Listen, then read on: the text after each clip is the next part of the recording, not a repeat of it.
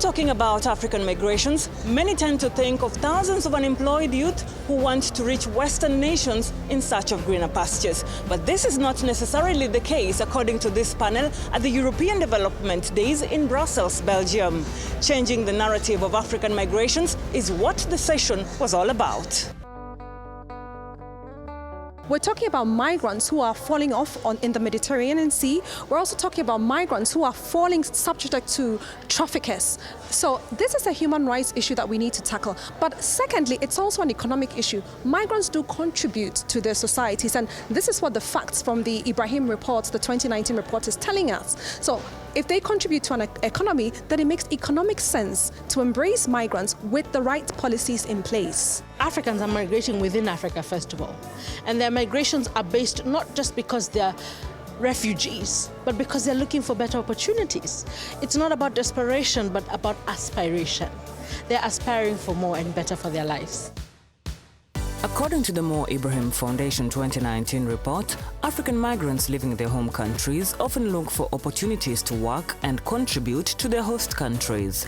Contrary to perceptions, African migrations are driven by the need for jobs and economic opportunity and must begin and end on the continent. I think first we need to focus on a very structured form of migration, because a lot of migrants, even within Africa, are illegal migrants. And that opens them up to vulnerabilities that put their lives at risk, informal and vulnerable employment, unhealthy living conditions because they cannot seek medical help and advice. So we must structure migration. We must ensure that laws are in place, policies are in place to ensure that migrants thrive and are integrated into our countries effectively. Africa is in a good place. Since 1969, with the Organization of African Unity, there have been a plethora of legal frameworks. I believe as we are speaking, we have one on IDPs, we have one on regular, safe and responsible migration. We have an action plan that is running between 2018 and 2030 or so. We have Agenda 2063. I think African governments can begin to implement these, ratify those that need to be ratified, implement them, and ensure that these changes seep down to the grassroots and to the people who are concerned. The organization urges African governments to welcome migrants, while migrants in the different parts of the continent are also encouraged to share their experiences to set the picture right on this issue. I caught up with Judikael Irakoze from Burundi. Judikael is the European Commission Young Leader for the year 2019. Judikael, thank you very much for accepting to speak to us today. Thank you for having me. Well, it's a serious topic here that we're talking about, and I'd just like to get your views regarding changing the narrative of African migrations.